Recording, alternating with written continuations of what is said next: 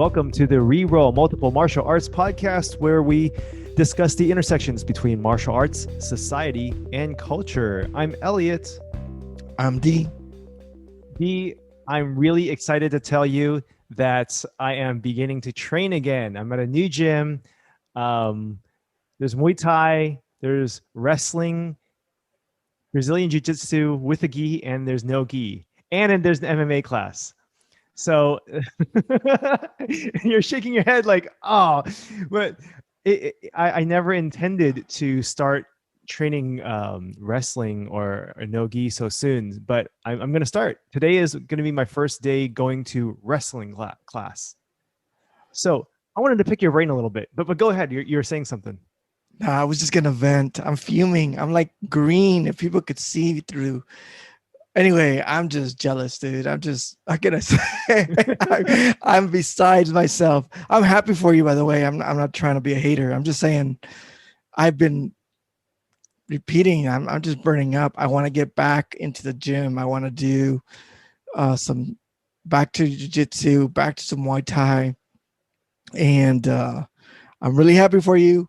I'm just being a hater because I am not, at least in the foreseeable weeks, see myself getting into the gym yet, but soon. I mean, everybody's different. I mean, you have a family, you need to protect your family. I mean, that's a huge thing. That's super important.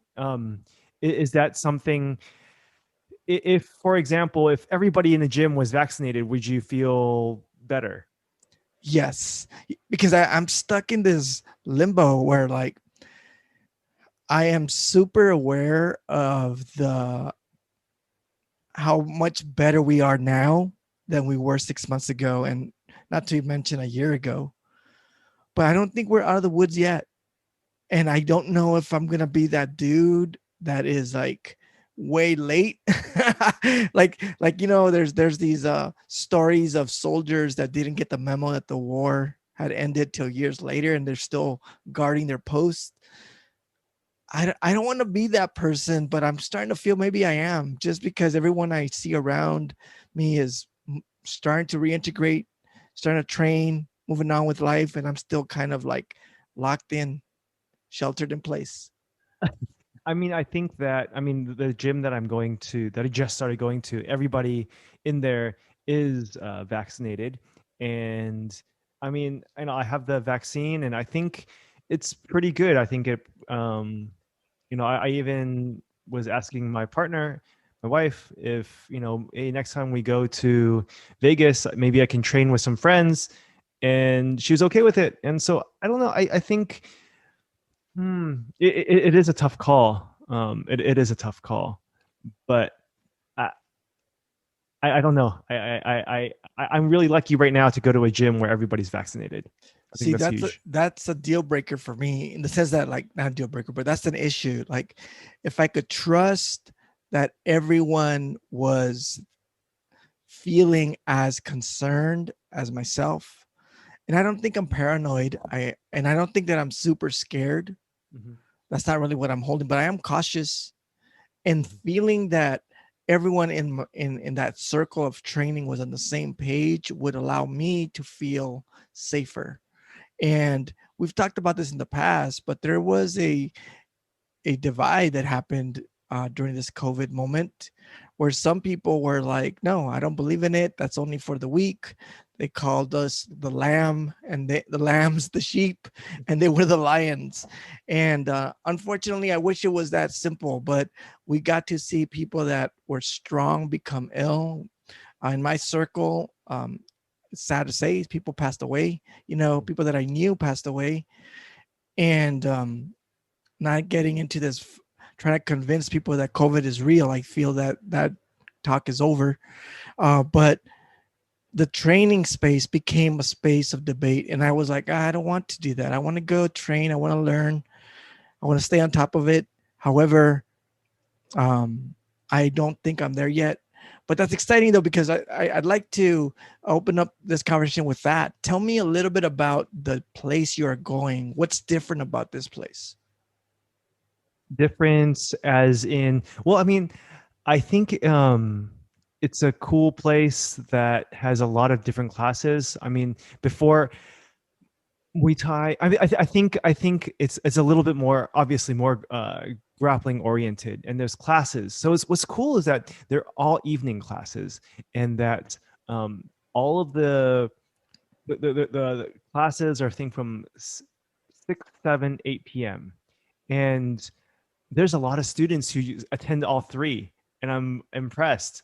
Um, I'm going to ease into going to two classes 3 times a week.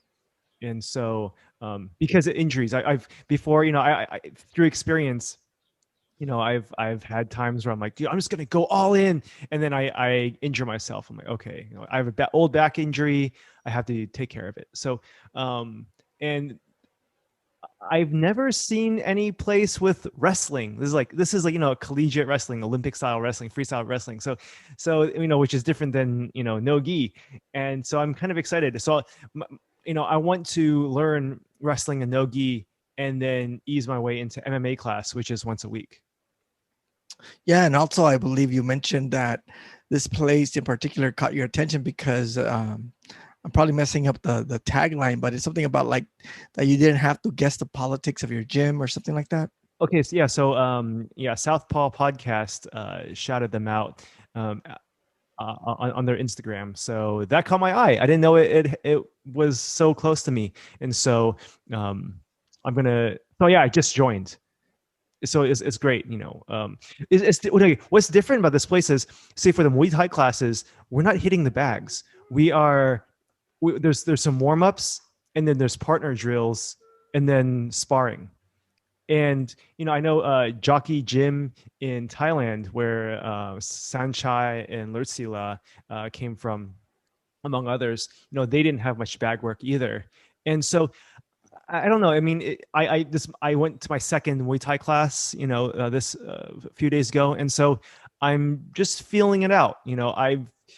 It's good for me because I know the basics, form, posture, but to somebody beginner, I don't know how that is. There's no practicing on the bag, but hey, and okay, and I feel like kicking the bag is great because it solidifies my shins. Got to condition the shins. So I don't know. I'll have to ask the instructors. But what's cool is that they're not big on the whole traditional thing. I mean, in Muay Thai class, it is a little bit traditional, hold your hands together, bow. But, I don't call the BJJ coach or the professor. I don't call him professor. He's like, oh, just call me by my first name. And I'm like, ooh. No, that's a good spot. I think we all get different things from our gyms, and some locations we may be looking for more of a traditional spot, and others might have been tired of that. We want more for a relaxed space where we kind of just be ourselves. But the thing that I'm excited is that you're going to be looking into this grappling space, though, whether it's the wrestling, no gi or gi. I'm gonna okay because of my schedule, I'm doing no gi.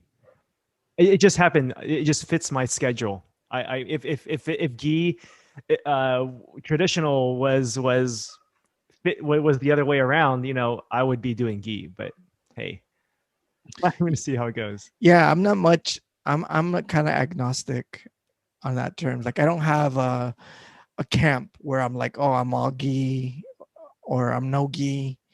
I think there's a strength in both of them, and there's also a translation, a transference of skill sets, as well as a loss of skill sets. So that someone that's really good in no gi may not be as good in gi. Someone who's great at gi may not be as good in no gi. So you've been training in gi, BJJ. Have you trained at all in no gi or collegiate wrestling at all? We did both. We did gi and no gi, mainly focusing with the gi. I mean, the no gi was always like I want to say maybe 10% of the training, and the wrestling even less. We had a little bit of wrestling, but it was so little, it wouldn't be fair to even say it was part of it. Most of the takedowns came from judo. Mm. So judo was the, I guess, the martial art that entered the takedowns, whether it was the standing techniques or like a double leg or a single leg. They were very much like judo based. And then we had a few people that were kind of like more competition style, and that's when you saw the wrestling in. What was, okay, in your experience, what's the difference between wrestling and Nogi BJJ? Okay, the I never did wrestling on its own without nogi. I would remember having friends that did wrestling even before I did BJJ or nogi, and so I'm familiar with wrestling. And when I saw it in jujitsu, it was always this awkward like add-on, Mm. so that I couldn't tell too much of the difference between wrestling and nogi. And this is because I'm not really versed completely in wrestling. So what I saw were these moments of, for example, like a double leg takedown, an escape. How to kind of like get under, um, grappling techniques of over under, kind of controlling the head, controlling the hips. These were kind of a little bit of what I would say is wrestling inspired. But even when we did all that, we never really had like a wrestling seminar, for example. So the one thing that I could say that's different is that when I got to see the wrestlers come into jujitsu, I could tell they were different. They Mm. moved different. Um, they came in, I don't know, like I remember like they would be like a white belt, and I was like, oh, why are you so difficult to take down? Why are you so good? And it's like, oh, they didn't have a lot of, if any, submissions, but they were good. In fact, I remember one time like getting caught in what they call a cradle, and that's a wrestling move. And after a while, I started using it to hold people. Oh. It's a really annoying position. It's like, I don't think you can really hurt people, but it does crank your head. You're just like a little kid. It's like holding a little kid, like from the head and one leg, and it's just annoying. But anyway, so my response is that like, um, I don't see much of a difference. I know those of the people that are listening and are well versed in wrestling would be like, no, there's a huge difference. Um, but when I see the okay, here's what I would say: when a wrestler comes into a no gi, he comes with assets that he can take on to it. But a jujitsu practitioner going into a wrestling match wouldn't really succeed because they have different objectives. Although a jujitsu practitioner, no gi, fighting a wrestler, I think gives them a challenge, and a wrestler fighting, like I mean, like a real fight, a no gi would give them less of a challenge because of like, I'm assuming that the wrestler does not know too many, if any, submissions. So at the most, you're holding me down. I think I shared a story of having a friend named Miguel who was a wrestler in college, and I got to see him in fights all the time. And he didn't hurt the people. He would just take down these massive dudes. They're like twice his size. Miguel was really short. He was like 5'2", 5'3", and these guys were like 6 feet, frat boys messing with him, and he would just take them down. A couple of times hurt them in the sense that he would like dump them on their head, like, Mm-hmm. because they're so tall, just pick them up, dump them on their shoulder. They'd kind of cry out in pain.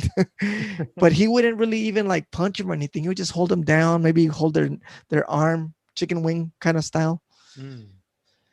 Yeah, so I don't know. I think that wrestling has a place in jiu-jitsu. It definitely has a place in nogi. Since you've been training gi for so long, are you interested in going into no gi? I mean, it's almost like arguably a different sport. I feel that it isn't as much of a difference as people think it is. Yes, it is a different sport completely. So I'm contradicting myself. Like a no gi sport, competition I like much better than gi. Hmm. I Okay.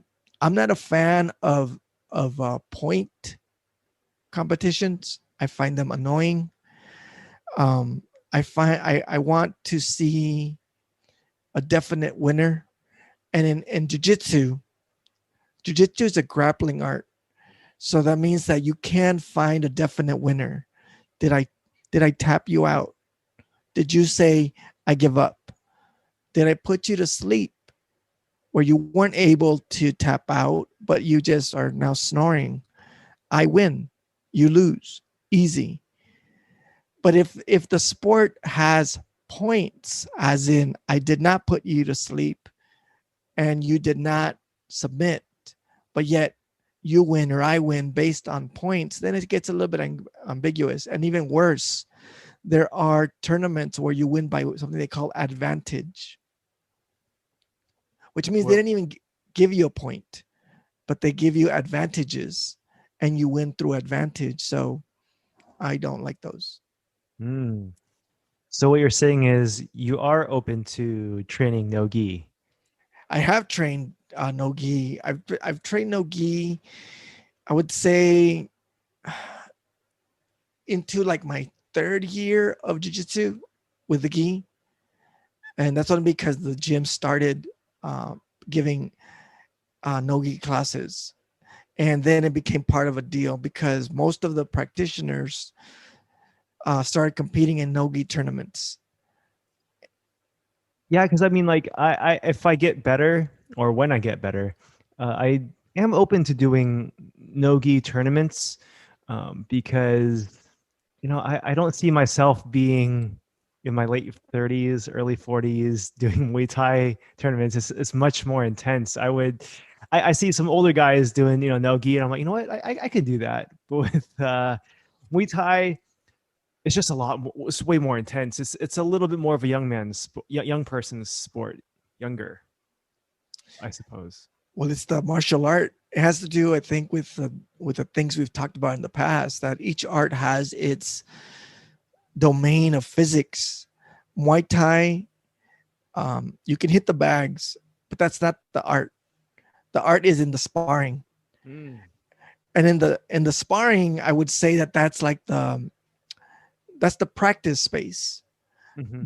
Then there is the real sport, which is the real fighting in the Yes. ring. And I'm not saying fighting in the street, but in the ring. Okay, so that's the physics of it. And and I know that, like, no, I don't think I'll get into the ring for real.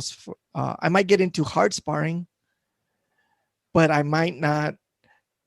I'll just say it bluntly, like, why would I expose myself to impact injury at this stage for the fun of it? Some people will say, well, you want to test yourself. I do like testing myself, and I feel that I haven't done that in a long time. But I don't like testing myself in sports. I don't want to go into the ring where I'm told I can't elbow, I can't knee, I can't sweep. This is Muay Thai. Last time Mhm. I was in the gym, um, we were working on the clinch and the takedowns, and that was kind of cool.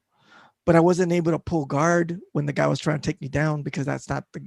So what I'm saying is that, like, there's a difference between testing yourself and uh, kind of like practicing um, the sport. And to your point, Muay Thai, to practice the martial art, is an impact game. Like, you got to get in the ring and fight. Jiu-jitsu, you can practice it fully, and you're not. It's not an impact sport unless you're stubborn and you want to get your knee broken or your. There's a bunch of them that do that. They, Mm-mm, no way. yeah. I Like, mean, the last time I was in the gym, I popped the guy's knee by accident. Not because I was being mean. Is that, like, he started rolling out of this heel hook, and he was rolling. I rolled, and I just kept rolling. And before I knew it, he stopped rolling, and I kept the position, and he didn't tap, and I just heard pop, pop, pop, and I let go. And I was like, on that one, it wasn't my fault, because I was slow. no, man, like that person has to let go of his ego a little bit, his pride. So it's not your fault at all. It's like me when, some this was a couple this is early last year, but someone caught my kick, swept my leg lightly. I should have fallen, but I didn't, and so I twisted my ankle, and I learned from that experience. So yeah, so now I'm just like, hey, I'm gonna fall no matter what. Like, there's no point. There's no pride in sparring. It's just practice, man. It's all love, you know. But yeah, it just reminds me of Tony Ferguson just not tapping. Charles Oliveira was trying to submit him. Most recently, Dariush trying to submit him. You can see the pain in Ferguson's face, but man, that's a different level. That's some like televised pro stuff. But um, so if you were gonna compete, what would you do? BJJ with a gi? Would you do no gi? What would be your next goal in quotes? I like both. I just don't like the rule set of points. I don't like the rule set. I understand the physics of it, not the physics, the logic of it. So for example, if I'm on top of you with my knee on your chest the whole time and you can't get out, you can't get up, the referee should say, well, Elliot held you down the whole time. If I have to choose a winner, I'm gonna choose him, not you. I get it. But I also don't get the part where, like, for example, um, if we're going by points, I swept you, I took you down, so I got a point. But at that point, I'm now on the defense and I'm just running around stalling for 2 minutes so that you don't get a point. And then I win. And I was like, no, I should lose my point because I could tell that you were just stalling. You were running around because you were playing the game. Yeah, yeah. Well, so what do you? I mean, I'm getting so I already have spats, just to because of Muay Thai when it's cold. Um, you know, okay, okay? What is your impression of rash guards versus a regular compression shirt? Is it just branding? Is there any you give, difference? you've given me the hard questions now. I'm a beginner. I've been looking online. I know I can't tell, dude.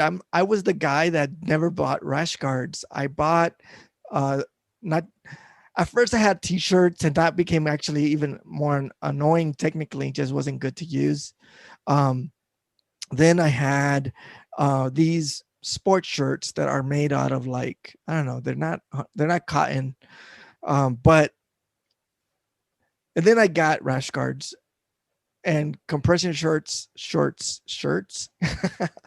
um, those are I don't have an issue on either one. Like, I think they're all equally as important. The only thing I notice is the difference between short sleeve or long sleeve rash guards. I think that's the only thing that you would get into. If you care about your elbows getting kind of scraped up, because I have short sleeve. All of them are short sleeve, and I never needed rash guards for any other part of my body other than my elbows. So the rash guards didn't do anything to protect me because they were short sleeve. And then spats, I should have those because my knees get scraped up all the time. Oh wow. Yeah, I actually just ordered two compression t-shirts. Um, it's pretty much a generic brand from a generic retailer, and I'm gonna see how it goes. Some people swear by the other ones, like by rash guards, because it's thicker or different stitching, so it's better quality. But I'll see. I'll see if these cheap ones hold up. Then great. If not, then I'll spend the extra bucks. Yeah, they will. They'll hold up. I mean, I'm so no-gi I like because if you do it low key, you can just train in anything. I You see. don't need to spend a lot of money. With the gi, I was part of a gym where at first we all had to wear like the company gi, and then I was just stubborn. I got one company gi when I signed on, and then I used my judo gi, and I kept that in rotation. Like, the company gi was the one that, like, whenever I got called on, I put it on. But I just wore and my judo gi. And for those people that know what judo gis are, they're just blank. They're white or blue. They're very loose. They're not cute. They're not form fitting, but they do the job. And that's how I've always trained. And when it came to no gi, I just I used those what was it, board shorts, non-company, non brand, and I used regular t-shirts. And that was my philosophy. Like, this should not cost me a lot of money. I'm already paying a lot to train. Yeah. But that's not what my gym peer mates did. There was like a fashion show every week, new gis, new rash guards. Yeah, I'm not trying to spend like that much money. I'm already spending. Yeah, like it's not. It can get expensive, man. Paying membership every month, but yeah, because I was thinking, unless I'm like super ripped, I'm gonna wear shorts over my spats, and um, I mean, because usually you're not supposed to wear shorts with pockets because that can cause injury. But my gym is allowing it. A lot of people, I mean, they're pretty flexible with stuff. So you just wore regular board shorts like for the ocean. and Nothing. the bottoms of my gis, Oh, which okay, made okay. it annoying for people because they always wanted to grab them, but the rule was don't grab them. Wow. Okay, okay. So no gi, you can wear depending on the gym, you can wear the bottoms of your gi pants. Wow, wow. Okay, very cool, very cool. Yeah, these are all just ideas just swimming in my head right now. Have you trained MMA? Like, A little bit. And when I say a little bit, maybe 4 classes. Like, if I count them, that little. And I liked it, man. I really enjoyed it. The reason I enjoyed it, it was the place that I felt. I remember how I was saying earlier that, like, I like to test myself, or I liked to test yes. myself, because I think it's better to speak in the past. I don't really think I need to do that anymore. But I was a big proponent of that. Like, I always thought it was these, and I always did it in these weird ways. Like, for example, like when I was doing Shotokan karate, and I got taken down, I would switch it up and surprise them with some grappling. Mhm. And most of the time they didn't like it. They're like, dude, we're not in jujitsu. And I was like, yeah, but if this was a real match, this is how I would win. and then in Yeah. and then in jujitsu, I would be the guy that would be like, oh, if this was a real match, I would strike, or I Mhm. would kick you right now. Yep. Um, and then the people would be like, nah, dude, this is jujitsu. Get out of here. And then in Muay Thai, last time that I pulled guard, and the teacher, like, crew was like, no, no, no, no, no, no, no. Anyway, but when you go to an MMA class and you spar, they let you do all that. All right. Dang. Okay, this is exciting. This is exciting. Because yeah, this is really exciting. Because I'm on my journey. I guess I'm on my MMA journey. I mean, I'm not here to compete or get into some kind of organization. This is fun. It's like a hobby. It's like playing basketball. I'm gonna playing basketball. So that's how I kind of see it, and that's how I'm kind of approaching it. And try not to get like you said, try not to get caught up in like the fad of certain things. Because there's a lot of there is like getting into, like, okay, for example, Scramble, that BJJ brand is a UK based brand, but it has a very strong Japanese influence in it, right? And some things where when people don't understand, especially um, international history, world history, is that the for example, the Japanese imperial flag, you know the red center with the things, the sun coming out, the sun rays, red rays coming out, that symbolized that was like really bad to a lot of people. Like a lot of people don't like that flag. It's really oppressive because of what the Japanese military did to people, torture and just really bad stuff, war crimes. And so, seeing Scramble, and they had some of those designs, and I was like, nah, they don't know what they're doing. So, I mean, like, unless someone tells me otherwise, I'm not gonna buy their stuff. But they have such great, cool things, like Sakuraga's like official shirts and stuff, are produced by that company. So, like, that's pretty cool. But anyway, but I think we're just about out of time. Is there anything else that you want to add, D, for my beginner journey? Nah, just to enjoy it. I think we can do a follow up. I'd like to see if we can talk about like an approach to learning, an approach to taking on this journey. Because where I've been, I'm in the opposite. Like I look back and I kind of don't regret it, but I did it so out of order and out of no strategy. I just like did. I was that person that was taking all three classes in one day. Like That's judo, cool. aikido, karate, but I never understood why. I just thought it was cool. They were all cool arts. I think that's what matters. And that's what matters, having fun and enjoying yourself. With that said, this has been the Reroll Multiple Martial Arts podcast, where we discuss the intersections between martial arts, society, and culture. Until next time, peace.